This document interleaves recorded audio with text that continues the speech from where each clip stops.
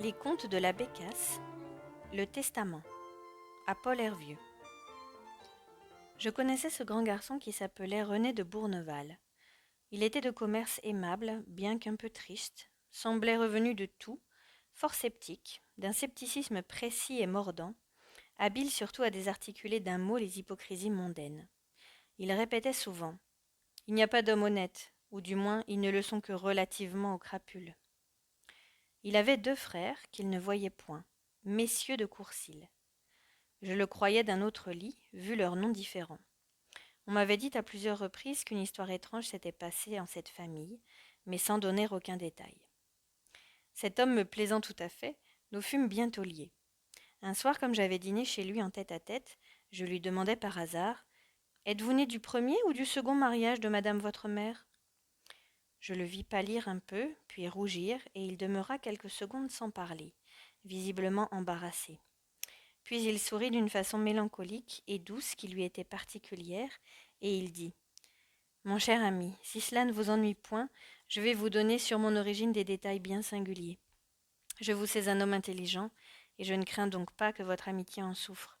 Et si elle en devait souffrir, je ne tiendrais plus alors à vous avoir pour ami. Ma mère, madame de Courcils, était une pauvre petite femme timide, que son mari avait épousée pour sa fortune.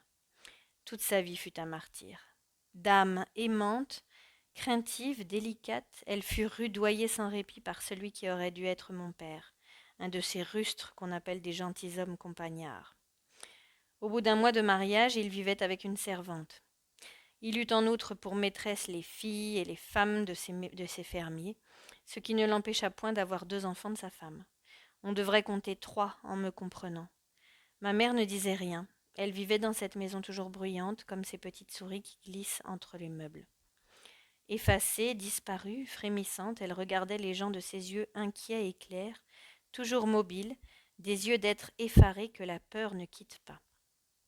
Elle était jolie pourtant, fort jolie, toute blonde, d'un blond gris, d'un blond timide, comme si ses cheveux avaient été un peu décolorés par ses craintes incessantes. Parmi les amis de monsieur de Courcils, qui venaient constamment au château, se trouvait un ancien officier de cavalerie, veuf, homme redouté, tendre et violent, capable des résolutions les plus énergiques, monsieur de Bourneval dont je porte le nom. C'était un grand gaillard maigre avec de grosses moustaches noires. Je lui ressemble beaucoup. Cet homme avait lu et ne pensait nullement comme ceux de sa classe. Son arrière-grand-mère avait été une amie de Jean-Jacques Rousseau, et on eût dit qu'il avait hérité quelque chose de cette liaison d'une ancêtre. Il savait par cœur le contrat social, la nouvelle Héloïse, et tous ces livres philosophants qui ont préparé de loin le futur bouleversement de nos antiques usages, de nos préjugés, de nos lois surannées, de notre morale imbécile. Il aima ma mère, paraît-il, et en fut aimé. Cette liaison demeura tellement secrète que personne ne la soupçonna. La pauvre femme, délaissée et triste, dut s'attacher à lui d'une façon désespérée, et prendre dans son commerce toutes ses manières de penser, des théories de libre sentiment, des audaces d'amour indépendant. Mais comme elle était si craintive qu'elle n'osait jamais parler haut, tout cela fut refoulé, condensé, pressé en son cœur, qui ne s'ouvrit jamais. Mes 2 frères étaient durs pour elle, comme leur père, ne la caressaient point, et habitués à ne la voir compter pour rien dans la maison, la traitaient un peu comme une bonne. Je fus le seul de ses fils qui l'aima vraiment, et qu'elle aima. Elle mourut. J'avais alors 18 ans.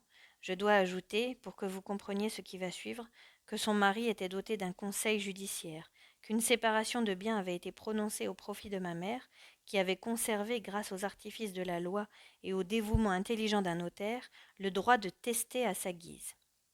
Nous fûmes donc prévenus qu'un testament existait chez ce notaire et invités à assister à la lecture. Je me rappelle cela comme d'hier. Ce fut une scène grandiose, dramatique, burlesque, surprenante, amenée par la révolte posthume de cette morte, par ce cri de liberté, cette revendication du fond de la tombe, de cette martyre écrasée par nos mœurs durant sa vie, et qui jetait de son cercueil clos un appel désespéré vers l'indépendance. Celui qui se croyait mon père, un gros homme sanguin éveillant l'idée d'un boucher, et mes frères, 2 forts garçons de 20 et de 22 ans, attendaient tranquilles sur leur siège. Monsieur de Bourneval, invité à se présenter, entra et se plaça derrière moi. Il était serré dans sa redingote, fort pâle, et il mordillait souvent sa moustache, un peu grise à présent. Il s'attendait sans doute à ce qui allait se passer. Le notaire ferma la porte à double tour et commença la lecture, après avoir décacheté devant nous l'enveloppe scellée à la cire rouge dont il ignorait le contenu.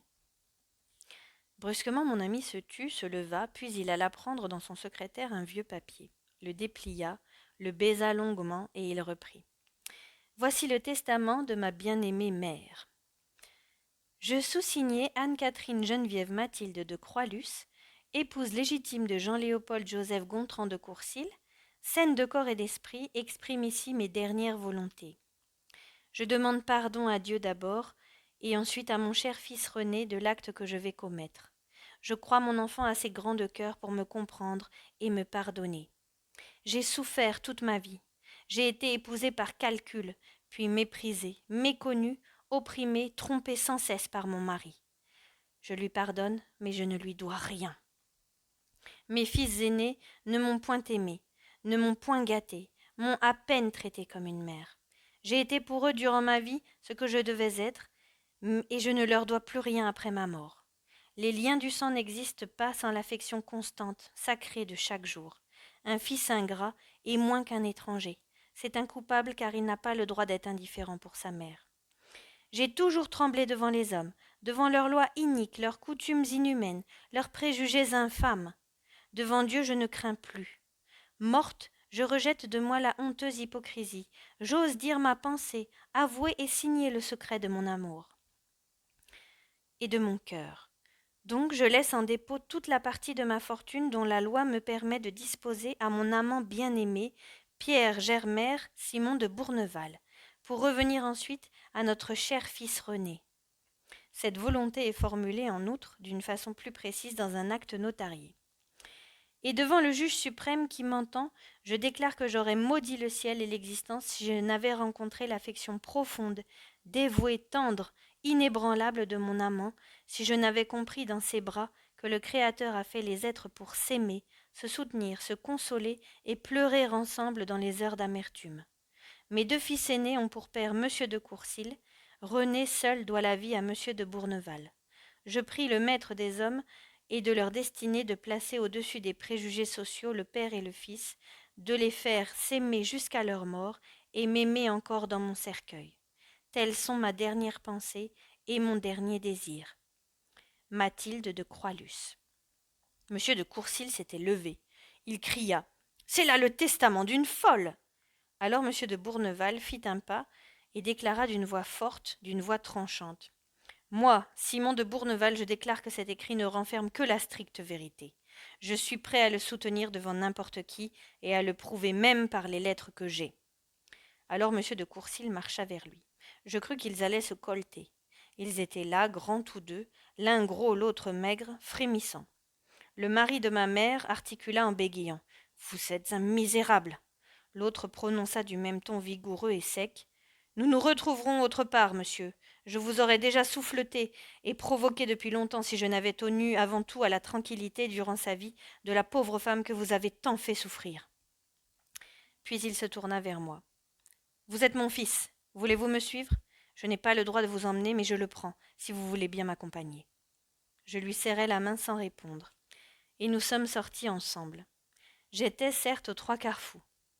2 jours plus tard, M. de Bourneval tuait en duel M. de Courcils. Mes frères, par crainte d'un affreux scandale, se sont tus. Je leur ai cédé, et ils ont accepté la moitié de la fortune laissée par ma mère.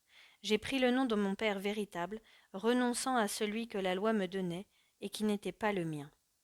M. de Bourneval est mort depuis 5 ans. Je ne me suis point encore consolée. Il se leva, fit quelques pas, et se plaçant en face de moi, « Eh bien, je dis que le testament de ma mère est une des choses les plus belles, les plus loyales, les plus grandes qu'une femme puisse accomplir. N'est-ce pas votre avis ?» Je lui tendis les 2 mains. « Oui, certainement, mon ami. » Fin de la nouvelle.